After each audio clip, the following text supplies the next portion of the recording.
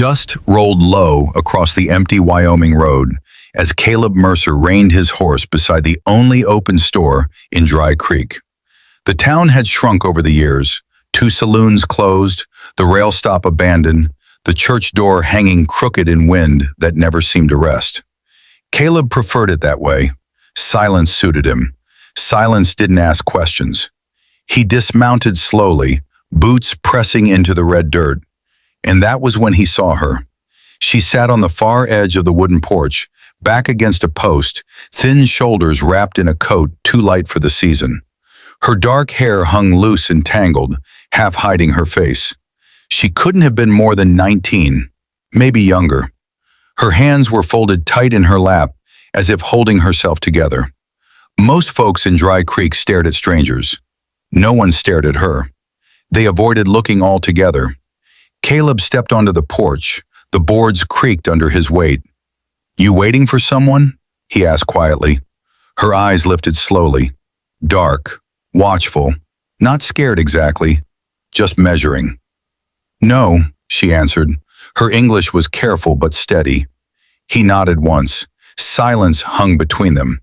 He noticed bruising at the edge of her wrist, half hidden by her sleeve. Old enough to yellow, new enough to matter. He cleared his throat. "You eaten?" She didn't reply. Caleb shifted, uncomfortable in a way that surprised him. He'd faced blizzards alone, buried cattle after drought, ridden through nights with wolves tracking the herd. Yet something about the way she looked at him unsettled him more than any storm. "There's stew inside," he said. "I can buy you a bowl." Her gaze sharpened.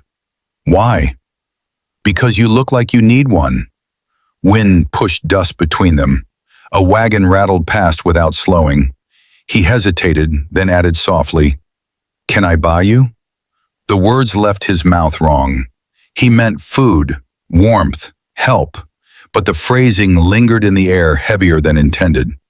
Her face didn't change. That was what made his blood run cold. "If you do," she said evenly, "they will kill you too." The wind seemed to stop. Caleb's jaw tightened. "Who?" She looked past him toward the empty street. "The men who think they already own me." Something old and buried shifted inside him. He followed her gaze but saw only drifting dust and the blacksmith's abandoned shed. "Where are they?" he asked. "Close." He studied her again, posture straight despite exhaustion, eyes alert, not broken. Whatever she'd run from hadn't broken her yet. "What's your name?" "May." He nodded. "Caleb." A long pause. "You got somewhere to sleep?" he asked. She hesitated just long enough to answer the question without words. Caleb exhaled slowly. He had a ranch 5 miles out. Empty house. Too much quiet. "You can work," he said, "if that's what you want. Feed horses. Help men fence. I pay fair. You sleep in the spare room. No one owns you." Her eyes searched his face for something. Mockery, hunger, deceit. She found none. "They will come," she said again. "Let them." For a moment, something like disbelief flickered across her expression. A rider appeared at the far end of town. Then another, both moving slow, scanning. Caleb noticed the way May's hands tightened. "Friends of yours?" he asked. She shook her head once. Caleb made his decision without thinking further. "Get up." She didn't argue. He mounted first, then offered his hand. She hesitated only a breath before taking it. Her grip was cold but steady. He pulled her up behind him. The riders slowed as they passed the store. One of them, a tall man with narrow eyes and a scar cutting across his cheek, studied Caleb carefully. His gaze slid to May, then back again. "Afternoon," the scarred man called casually. Caleb tipped his hat. "Afternoon. You seen a girl pass through?" "Plenty of girls pass through," Caleb replied evenly. The man smiled without warmth. "Chinese, small, talks little." Caleb shrugged. "Town's quiet." The man's eyes drifted once more to May's hands gripping Caleb's coat. A flicker of recognition crossed his face, but uncertainty held him back. "We'll be around," he said. I'm sure you will. Caleb nudged his horse forward without looking back. He could feel May's breath shallow against his spine. They rode hard once they cleared town. Wind cut across open plains, carrying the smell of distant rain. They know, she murmured after a mile. Maybe, Caleb said. Maybe not. They don't stop. Neither do I. His ranch came into view as the sun dipped low. Faded barn, wide pasture, house set against rising hills. It wasn't much, but it was his. He dismounted and helped her down. She swayed slightly but stayed upright. Inside, the house smelled of cedar and old coffee. Caleb lit the stove and set water to boil. You can rest, he said. She remained near the door. Why help me? He paused. The honest answer surprised even him. Because no one helped my sister. Silence filled the room, heavy as stone. A knock came at the door. Not loud, not rushed, measured. Caleb's eyes lifted slowly to meet May's. She whispered one word. Them. Caleb reached for the rifle resting above the hearth. The knock came again, calm, patient. Open up, a familiar voice called from outside. We just want to talk. Caleb's grip tightened on the rifle stock. He stepped toward the door, but did not open it. You're on private land, he called out. And you're harboring stolen property, the voice replied smoothly. May's face drained of color. Caleb felt something inside him turn to iron. She isn't property, he said quietly. A pause, then a low chuckle from outside. That's not what the contract says. Caleb glanced at May. What contract? Her lips trembled slightly, but her voice stayed controlled. My uncle sold my labor. 10 years. To them. Rage flared sharp and sudden in Caleb's chest. You signed? I was 16. Outside, boots shifted against wooden steps. We can do this easy, the man called. Or we can burn you out. Caleb moved to the window and looked to a thin slit in the curtain. 3 men now, horses tied near the fence. The scarred one stood center, confident. Back door? May whispered. Leads to open field, Caleb replied. Nowhere to hide. The men spread slightly, surrounding the porch. You think you're a hero? The scarred man called out. You don't even know what she's done. Caleb looked back at May. What have you done? Her answer was soft. I ran. The front door handle rattled once. Testing. Caleb raised the rifle, steadying his breath. You picked the wrong ranch, he said under his breath.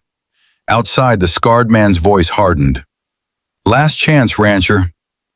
Caleb stepped closer to the door, heart pounding but face calm. He slid the bolt into place.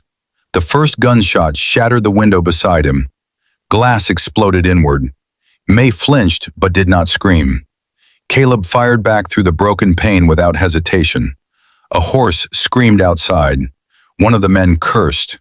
Smoke and gunpowder filled the room. Get down, Caleb ordered.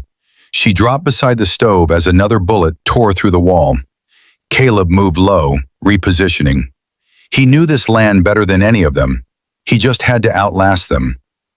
Outside, the scarred man shouted, You're dead either way. Caleb's voice came cold through the chaos. Maybe, but not tonight. A sudden thud hit the back of the house. May's eyes widened. They're splitting. Caleb's stomach tightened. They weren't amateurs. Another crash, this time at the rear door. Wood splintered. Caleb realized something in that instant. They weren't here just for her. They were making a statement. The back door began to give. Caleb looked at May, then toward the cellar hatch beneath the rug. A narrow storm cellar carved into earth years ago. Down, he ordered. She didn't hesitate. As the back door burst inward with a violent crack, Caleb fired once more toward the porch, then grabbed the hatch and pulled it open. May disappeared into darkness. Caleb followed, dragging the hatch closed above them just as heavy boots stormed into the kitchen. Voices echoed overhead. Furniture overturned. In the dim cellar light filtering through floor cracks, May's breathing was steady but fast. Caleb pressed a finger to his lips. Above them, the scarred man's voice carried clearly. "Search every inch. He's not the only one with secrets." Caleb's jaw tightened slowly, because he knew something they didn't. The cellar didn't just go down, it went out. Caleb moved in the dark by memory alone. The cellar air smelled of damp earth and old cedar beams, but beneath the stacked crates and forgotten tools was a narrow crawl tunnel carved 20 years earlier when cattle rustlers had ridden too close for comfort. He leaned close to May's ear. "Stay low. Don't speak unless I tell you." Above them, boots thudded across the kitchen floor. A chair overturned. Wood cracked. "They're not here!" one of the men shouted. The scarred man's voice answered calmly. "Then they're under." Caleb didn't wait. He shifted a loose plank near the back wall and pulled it free. Cold air slid through the gap. The tunnel angled slightly upward before bending toward the dry creek bed behind the barn. May stared into the narrow blackness. "How far?" she whispered. "Far enough." A heavy stomp sounded overhead. The cellar hatch creaked as someone stepped onto it. Caleb lowered himself into the tunnel first, rifle slung across his back, then reached up for May's hand. She slipped down silently beside him. He pulled the plank back into place as best he could from below, then began crawling forward. Dirt pressed close around them. The tunnel was barely wide enough for shoulders. Every movement scraped cloth against soil. Behind them, the cellar hatch burst open. Light flooded briefly through cracks above. "They're down here!" Caleb increased his pace. The tunnel curved. A shot fired into the cellar echoed like thunder underground. Soil rained down in thin streams. May's breathing tightened. "They'll follow. They won't fit easy," Caleb said, "and they don't know the bend." A bullet punched into earth behind them. The tunnel absorbed the impact with a dull thud. Then came the scraping sound of someone trying to squeeze inside. Caleb reached the bend and turned sharply left. He knew this curve narrowed even more before widening near the exit. A man cursed behind them, stuck halfway. "Back up," the scarred leader barked. "Circle outside." Caleb allowed himself one steady breath. They would run for the creek bed entrance now. He crawled faster. The soil grew colder as the tunnel neared open air. At last, faint gray light appeared ahead. He pushed the final wooden grate outward. It gave way quietly into tall, dry grass along the creek bank. Caleb rolled out first, scanning the horizon. The sky had deepened toward evening purple. Wind swept across the plains, bending grass flat. He helped May out and pulled the grate back into place beneath brush. "They'll come this way," she said. "Yes." "Then why not run opposite?" "Because they expect that." He grabbed her hand and led her not away from the ranch, but toward the old barn. Smoke drifted faintly from the house where lanterns had been knocked over. Flames licked at broken curtains. "They'll think we're running for cover," Caleb said. "Let them." They slipped through the barn's rear door. The interior smelled of hay and iron. Caleb moved quickly toward a stall near the far wall. Hidden behind loose planks was a second rifle and a box of ammunition. "You plan for war," May murmured. "I plan for thieves," he corrected. Hoofbeats pounded around the front of the ranch house. Shouts followed. "They're heading for the creek!" Caleb positioned May near a loft ladder. "Climb, stay flat." She obeyed instantly. Moments later, two of the men appeared at the creek bank, searching frantically. They spotted faint disturbance in the grass near the grate. "Here!" They rushed forward. Caleb waited until both crouched near the hidden exit. Then he fired once from the barn's shadow. The closest man dropped instantly. The second spun wildly, firing toward the sound. Bullets tore through barn siding.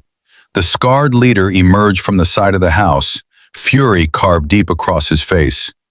"You think you can outplay me, rancher?" he shouted. Caleb stepped into clearer view, rifle steady. "You should have stayed in town." The leader's eyes flicked upward briefly, calculating angles, cover, distance. He was smart, dangerous. "You're protecting stolen labor," the man called. "She signed." 16-year-old signed nothing, Caleb replied coldly. A long pause stretched between them. Wind roared through broken boards. The leader shifted position slowly, drawing Caleb's aim slightly off-center. In that second, another gunman emerged from behind the barn corner, closer than Caleb expected. A shot cracked. Pain exploded through Caleb's shoulder. He staggered back against a post, rifle nearly slipping from his grip. "Caleb!" May's voice broke from above before she could stop herself. The leader's head snapped upward toward the loft. Caleb forced himself upright through white-hot pain and fired again. The second gunman fell hard into dust. The leader dove behind a water trough, returning fire. Wood splintered near the ladder. "Stay down!" Caleb roared upward. Blood soaked through his sleeve, warm against cold wind. His vision blurred at the edges. The leader advanced carefully now, using the trough for cover. "You're bleeding," the man called calmly. "You won't last." Caleb gritted his teeth and shifted left, forcing the leader to adjust position. "You think this is about her?" the leader continued. "It's about example. If one runs, others follow." Caleb's jaw tightened. Then maybe they should. The leader lunged suddenly from cover and fired. The bullet tore through Caleb's side, spinning him to one knee. May didn't hesitate this time. She slid down the loft ladder halfway, grabbed the fallen rifle of the second gunman, and aimed with shaking but determined hands. The leader turned just as she pulled the trigger. The shot struck his leg, dropping him hard. Caleb forced himself up again, ignoring the fire spreading through his ribs. He walked forward slowly, rifle aimed directly at the leader's chest. The scarred man stared up at him, breathing ragged. "You won't kill me," he said. "You're not that man." Caleb paused. Memories flickered. His sister's empty room, the letter she left, the silence that followed. "No," Caleb said quietly. "I'm not." He lowered the rifle slightly, then swung it hard across the leader's temple. The man collapsed unconscious in dust. Wind swept across the ranch, carrying sparks from the burning house toward open sky. May rushed to Caleb's side, catching him as his knees weakened. "You're hurt bad," she said. "I've been worse." "That is not true," she answered firmly. He almost smiled at that. Sirens didn't exist out here. Law rode slow and only when summoned. But smoke rising from the ranch would bring eyes by morning. Caleb looked at the unconscious leader. "Tie him. Leave him breathing." She nodded and worked quickly, binding his hands with rope from the barn. "You could leave," Caleb said faintly. She looked at him sharply. "So could you." For the first time, something lighter passed between them. Not humor exactly, but understanding. Flames consumed what remained of the house roof. The barn still stood. The land still stretched wide and endless. "Where will you go?" she asked softly. Caleb glanced toward the distant hills. "Rebuild." "With one arm?" He met her eyes. "With two people." Wind carried the last of the smoke into darkening sky. In the distance, faint figures appeared along the road, townsfolk drawn by firelight. By dawn, the story would spread. A rancher who refused to surrender a girl bound by paper and fear. A girl who refused to be owned. And men who learned that contracts signed in darkness did not hold power in open land. May helped Caleb sit against the barn wall as stars began to pierce the sky above Dry Creek. "They will come again," she said quietly. "Maybe," he replied. He looked out across his land, scarred but still standing. "Let them."